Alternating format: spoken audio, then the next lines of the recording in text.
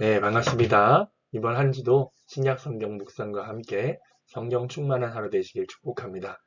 제가 목감기에 걸려서 목소리가 잘 안 나오는데 또박또박 전달해 볼 테니까 여러분들 집중해서 함께 은혜를 나눴으면 좋겠습니다. 오늘은 디도서와 빌레몬서 총 4장을 읽게 되는데요. 오늘 저는 여러분들과 함께 빌레몬서 1장의 내용을 함께 나누기를 원합니다. 제목을 제가 이렇게 붙여봤어요. 내게 계산하라입니다. 먼저 빌레몬서에 대한 배경을 여러분들이 좀 이해하면 좋을 것 같습니다. 빌레몬서는 바울이 골로새 교회에서 섬기던 동역자가 있었는데요. 그 이름이 빌레몬이었습니다. 그 빌레몬에게 보내는 개인적인 편지가 바로 이 빌레몬서죠. 이 편지가 성경에 포함된 것은 이 짧은 편지 안에 복음에 합당한 삶이 무엇인가를 보여주고 있기 때문입니다.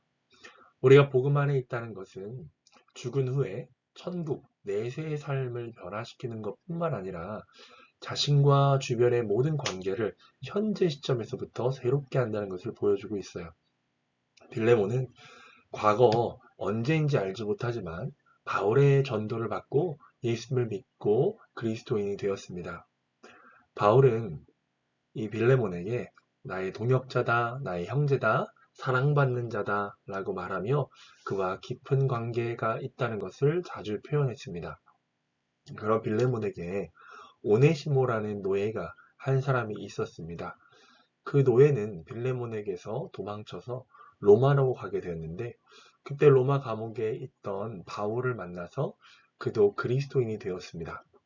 바울은 오네시모를 아들 또 나의 신복이라고 표현하였는데요. 바울이 빌레몬서를 쓰게 된 배경이 이 두 인물 간의 관계에 있습니다. 오네시모가 주인인 빌레몬에게 행한 불의한 행동이 있었습니다. 그는 주인에게서 도망친 도망자 신분이었는데요. 그러나 바울을 통해 복음을 받아들인 후 그를 한 형제로 받아들였고 그의 신분이 비록 노예이지만 그를 사랑받는 형제로 대해줄 것을 빌레몬에게 요청하는 내용을 담는 것이 이 빌레몬서입니다. 바울은 이 일에 필요한 비용을 자신이 계산할 것이라고까지 이야기하며 그의 진실한 마음을 전달하였습니다. 오네시모를 통해 이 편지는 빌레몬에게 전달되었습니다. 그래서 오늘 본문의 내용은 여러분들 다 읽어보셨을 거라고 제가 생각하고 시간 관계상 내용으로 바로 넘어가면요. 첫 번째는 빌레몬의 입장 그리고 두 번째는 바울의 입장에서 한번 묵상을 해봤습니다. 자, 여러분들이 만약 빌레몬이라면 오네시모 자신에게 불이익을 끼쳤던 그 버려진 도망친 노예 오네시모가 자신에게 왔을 때 어떤 심정일지 한번 생각해 보면서 한번 따라와 보시길 바랍니다. 죄 범한 종을 형제로 받아줄 수 있는가? 당시 로마 제국 인구의 절반 이상 노예였습니다. 노예와 짐승과 유일한 차이점은 말을 할 수 있느냐 없느냐로 가릴 만큼 노예의 신분은 천하디 천한 위치였습니다. 노예는 주인의 소유였습니다. 이런 사회 분위기 속에서 빌레몬의 소유였던 오네시모가 자신에게 손해를 입히고 도망쳤습니다. 그를 수소문해서 잡으려고 했지만 실패했을 것입니다. 그런데 어느 날 그가 바울이 쓴 편지를 들고 자신에게 나타났습니다. 죄를 범한 종을 어떻게 대해야 할까? 빌레몬은 이 편지를 읽은 후 오네시모에게 어떤 반응을 보였을까요? 바울은 짧은 편지에서 노예 제도를 전복시키려는 정치적인 시도를 한 것이 아니었습니다. 오히려 사회의 제도를 뛰어넘어 복음 안에 있는 자가 어떻게 형제를 받아줘야 하는지를 실제적으로 보여주고 있죠. 복음은 다음과 같이 증언합니다. 요한복음 8장 11절에 가늠한 여인에게 행했던 예수님의 말씀을 기억해 봅시다. 주여 없나이다. 그러니까 우리 주변에 자기를 돌로 치려고 했던 사람들이 없습니다라고 여인이 고백하자 예수께서 이르시되 나도 너를 정죄하지 아니하노니 가서 다시는 죄를 범하지 말라 하시니라고 말씀하셨죠. 가늠한 여인을 둘러싸고 모세의 율법대로 돌로 치려고 하는 무리들 속에서 예수님은 죄 없는 자가 돌로 치라고 명하십니다. 이것이 바로 복음이죠.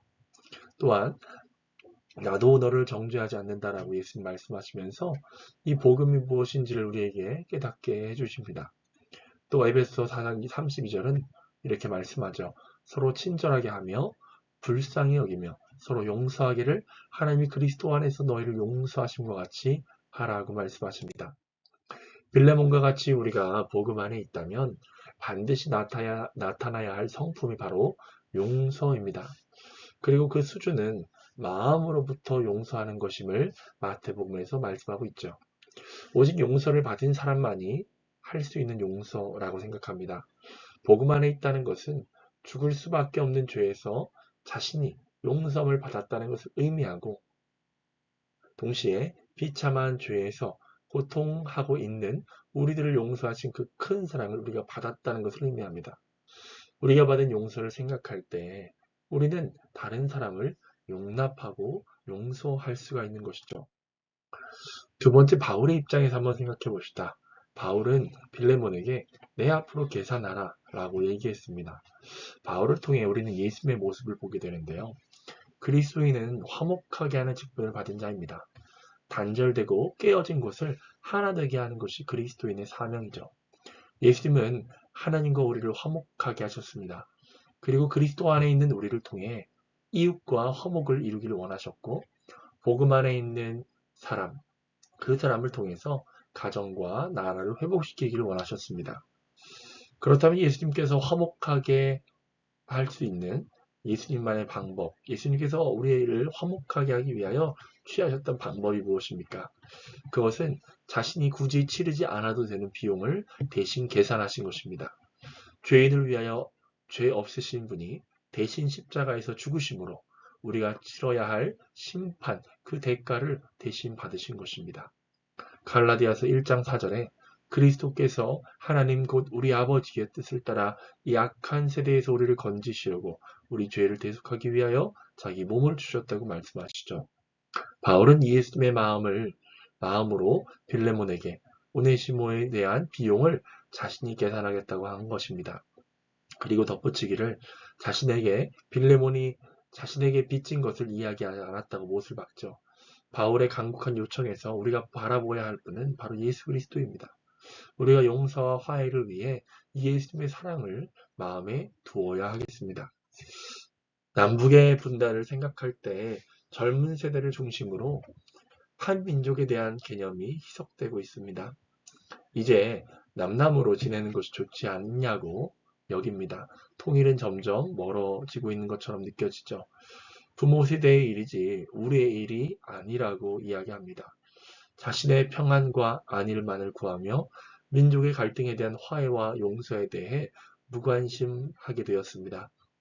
그러나 그리스도인과 교회는 내가 치러야 할 비용으로 여기며 복음 통일을 위해 기도하고 헌신해야 합니다.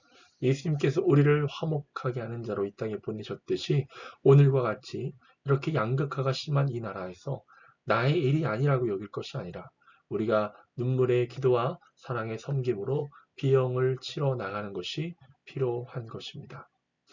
함께 기도할까요?